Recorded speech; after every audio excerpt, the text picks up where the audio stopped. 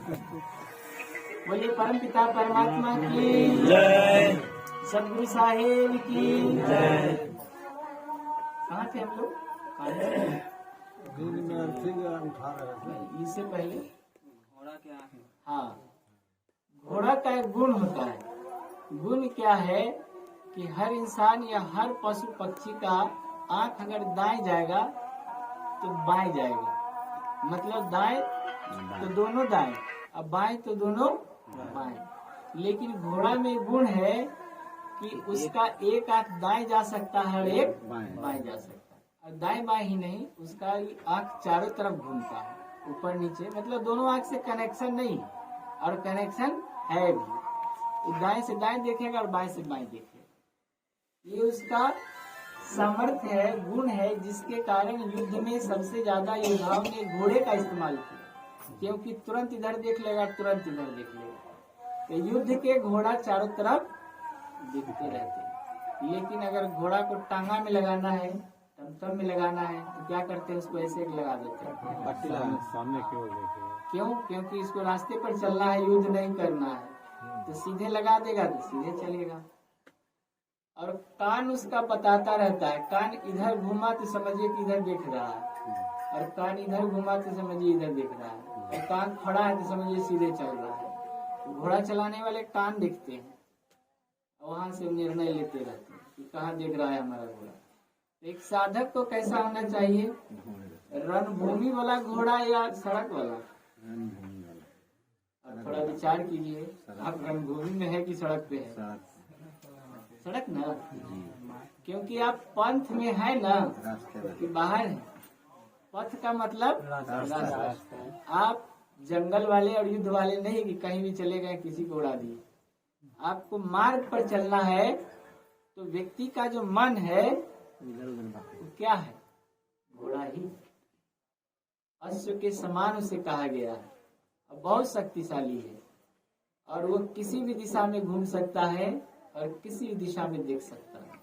तो करिए क्या? सबसे पहले वो लगा दीजिए उसमें।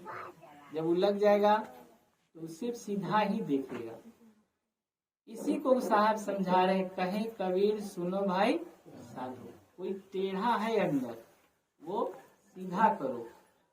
सीधा करोगे तभी तुम जाओगे, नहीं करोगे नहीं जाओगे। टेढ़ा का एंट्री वहाँ नहीं, चाहे आप कितना भी कुछ कर ले कोई उपाय नहीं, सीधा आपको होना ही पड़ेगा। जैसे क्यों सीधा होना पड़ेगा? ऐसी क्या मजबूरी है? क्योंकि साहेब सीधे हैं, कोई टेढ़े नहीं। जैसे सांप को देखेगा कैसे चलता है, ऐसे ऐसे, है ना? अरे तिरछा खूब नाच नाच के। बिल में कैसे जाता है? क्यों सीधा जाता है? क्योंकि बिल सीधा है, रास्ता ही सीधा। बिल जो है सीधा ही है, तो उसमें टेढ़ा नहीं जा सकता। आप बाहर बैठे रहिए, आपका स्वागत है, बाहर ही रहिए। क्यों बिल सीधा है? क्योंकि बिल चूहे ने बनाया है। सांप बिल नहीं बना सकता, उसको बनाने वाला मुंह नहीं होता है। चूहे के पास यंत्र है, तो चूहा बनाया अपने लिए। आपको रहना है तो आप सीधे जाइए, नहीं रहना है बाहर रहिए।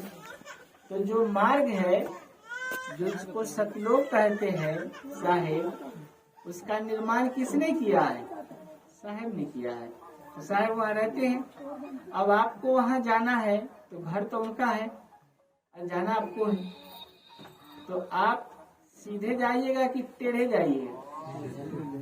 टेढ़े गेट तक जा सकते, गेट तक जाके बैठे रहेंगे। जब सीधा होंगे आप अपने आप चले जाएंगे। इसलिए उन्होंने कहा कि कुछ मत करो। कहे कबीर सुनो भाई साधो। तो कहे मतलब वो कह रहे हैं, संदेश दे रहे हैं, और भाई कह रहे हैं।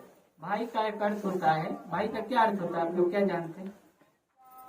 भाई का मतलब होता है जो एक माँ से उत्पन्न हुआ, ठीक है, जो एक स्रोत से आया है, जिसके आने का जो स्रोत है एक है। तो वो कह रहे हैं, कहे कबीर सुनो भाई, तो चाचा ताऊ नहीं कह रहे। इसका मतलब है कि कह रहे हैं कि हमारा स्रोत एक है, जहाँ से मैं आया हूँ वहीं से तू भी आया है। लेकिन हम लौट जाएंगे, क्योंकि हमें मार्ग मालूम है, तो लौट नहीं पा रहा है, इसलिए मैं ये कहने आया हूँ, कहे कबीर सुनो भाई साधो, जैसे सीधा करोगे तुम आ जाओगे, कुछ करने की जरूरत नहीं है। सब आदमी को सीधा करने में लगना था, आज लोग क्या हो गए, सब आड़े तिरछे हो गए, उन सब टेढ़े हो गए और वो समझ रहे हैं कि हम चले जाएंगे, नहीं जाएंगे। और सीधा और टेढ़ा का सवाल है तो शरीर तो जाएगा नहीं। कई लोग शरीर सीधा करने में लग गए, एक पैर पर खड़ा हो गए, योगा करने लगे, आसन करने लगे, उनको लगा कि शरीर को ही सीधा कर लेते। शरीर तो सीधा हो या टेढ़ा हो, इसको यही रह जाना है। तो आप टेढ़े कहाँ से हैं? बाहर से भी तो टेढ़ा है, ये सब कुछ टेढ़ा है, और अंदर से भी आप टेढ़े ही हैं। तो बोले बाहर से टेढ़ा हो सीधा हो कोई फर्क नहीं पड़ता, अंदर से तुम सीधा हो जाओ, क्योंकि मार्ग अंदर से ही जाता है। तो तुम अंदर से सीधे होंगे तो तुम बाहर निकलोगे और फिर अपने घर में तुम जाओगे, अपने घर में तुम्हारा एंट्री मिलेगा, साहब के घर में जा सकते हो, क्योंकि वहाँ सीधे लोग जाते हैं। तो कहे कबीर सुनो भाई साधु। फिर एक बारे में कहीं कहा है साखी में, यह पद है निर्वाणी, यह पद है निर्वाणी। पद का मतलब लोग समझे कि कोई पद होगा बाहर का, PM CM DM। तो जो बाहर के जितने भी पद है वो किस पद पर निर्भर है? आपके जीवन पर, आपके शरीर पे। अगर आप जीवित हैं तभी आप कुछ पद पे जा सकते हैं, रह सकते हैं, अगर नहीं है तो कोई पद पे आप नहीं रह सकते। तो उन्होंने कहा यह पद है निर्वाणी, यानी कि मनुष्य का जो तन है ये सबसे बड़ा पद है और सभी पद इस पे निर्भर है। इसलिए मैंने कहा कि यह पद है निर्वाणी, यानी कि यह निर्वाण के लिए मिला है। और जो इस पद का अर्थ बताए, मीनिंग बताए, इसका क्या अर्थ है, कैसे जाएंगे, क्या मार्ग है, वही गुरु है ज्ञानी। उन्होंने ज्ञानी की भी बात कह दी। कोई कहे कि हमको बुखार है, डायरेक्ट कोई डॉक्टर जो होगा उसको दवाई नहीं देगा, चेक करेगा कि आप बुखार है कि नहीं है तो देगा, नहीं है तो नहीं देगा। अगर कोई कहता है कि हम ज्ञानी हैं तो उसको चेक कर लीजिए, उनकी वाणी है उस पर चेक कर लीजिए। तो कैसे चेक करेंगे? तो उन्होंने कहा गुरु को कैसा होना चाहिए, पहले तो साधु होना चाहिए। तो बोले साधु कैसा होना चाहिए? तो बोले साधु भूखा भाव का, धन का भूखा नहीं, और जो भूखा धन का वो तो साधु नहीं। क्रॉस कर दिया उन्होंने। अब ऐसा जहाँ दिखे ठीक है, नहीं दिखे तो आप वहाँ से कटी कट जाइए, रुकिए मत, आपको वहाँ रुकने की जरूरत नहीं है, आपके लिए वो स्टेशन नहीं है। तो साधु की पहचान उन्होंने बता दी। दूसरा, कई लोग कहते हैं कि साधु है, अब कुछ दीजिएगा नहीं तो काम कैसे चलेगा, तो साधु की चिंता साधु करेगा, आपकी चिंता कर रहे हैं। उन्होंने कहा कि साधु न बांधे गाठड़ी, साधु जो है गठड़ी नहीं बांधेगा, झोला झोली कस ले एकदम, जितना मिल रहा है आन दे आन दे आन दे, झोला फट जाए लेकिन वो ना नहीं कहेगा। तो कहे साधु न बांधे गाठड़ी, उधर समाये ले, मेरा साहेब सामने है, जब मांगे तब दे। अब वो 25 किलो खाए खा लो, कोई दिक्कत नहीं, लेकिन पेट में समाये, झोली में ना समाये।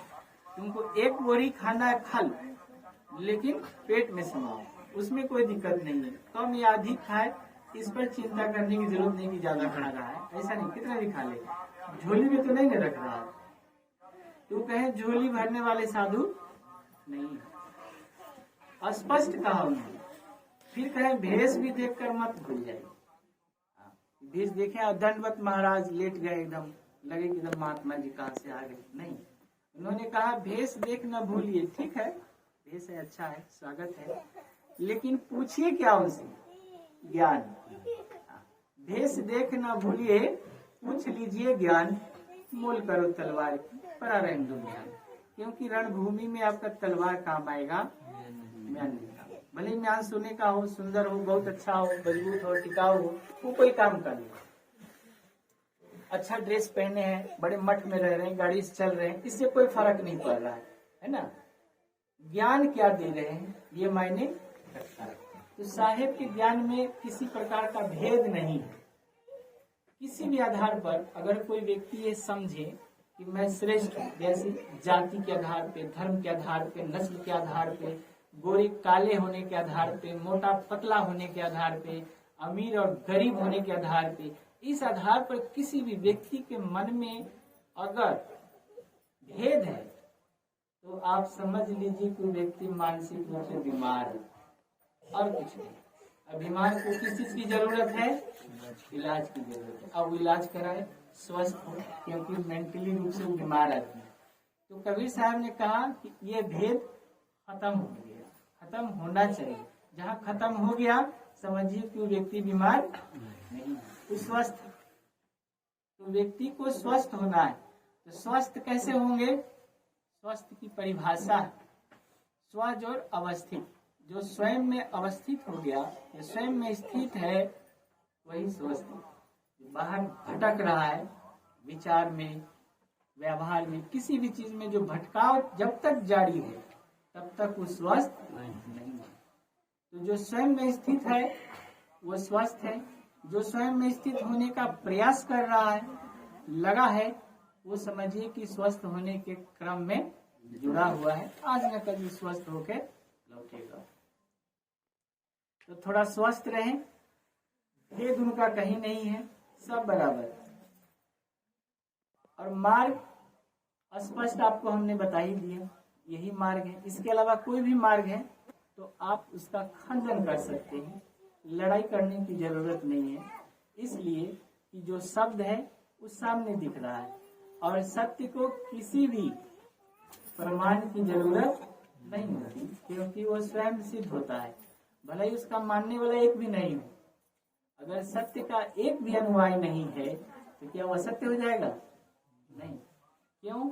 क्योंकि सत्य निरालंब और निराधार है, वो किसी पर आधारित नहीं है और किसी पर अवलंबित नहीं है। इसलिए सत्य को कोई प्रमाण की जरूरत नहीं है, वो स्वयं प्रमाणित है। अगर कोई प्रमाण कहे तो इसका क्या प्रमाण दिया जा सकता है? कोई अगर कहे कि हमारे पेट में दर्द है, तो आप सुन के हाँ ही न करेंगे। उसके दर्द को आप कैसे महसूस कीजिएगा जब तक कि आपके पेट में दर्द ना हो जाए, है ना? इसमें बच्चे लोग बड़ी होशियार होते हैं, स्कूल जाने के डर से कहेंगे हमको पेट में दर्द है। वो जानता है कि कौन कैसे तय करेगा, क्योंकि हमारा पेट है, हम जान रहे हैं, सामने वाले को क्या पता। हमने कह दिया दर्द है तो है, मानना ही पड़ेगा। तो सत्य स्वयं सिद्ध होता है जब तक कि आप उस स्तर तक नहीं जाते। आपको दर्द हो जाएगा, आप तुरंत समझ जाइएगा कि हाँ दर्द ऐसा होता है। तो ये अनुभूति का मार्ग है और अनुभूति अंदर जाने से ही होता है, बाहरी मार्ग नहीं है। तो ये है क्या? थोड़ा साहसी लोगों का मार्ग है ना? थोड़ा साहस दिखाना पड़ेगा। इसलिए उन्होंने कहा कबीर साहब का कैसा मार्ग है? बोले कबीर खड़ा बाजार में लिए लुकाठी हाथ, जो जलावे घर अपना आओ हमारे साथ। तो हमारे मार्ग पर कौन आएगा? बोले जो अपना घर जलाएगा। तो लोग लगा कि भाई घर जलाएंगे, रहेंगे कहाँ? तो बिल्कुल फर्जी हो जाएगा। बोले कि घर का मतलब क्या? जिस घर में तुम रहते हो ये तो बाहर घर है, इसको तो उन्होंने घर कहा ही।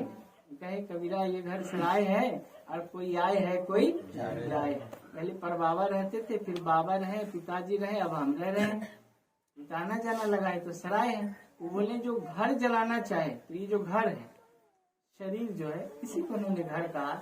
और जो इसको भी जलाना चाहते तो लोग कहे कि आत्मदाह कर ले। तो बोले कि घर बना किस चीज से है?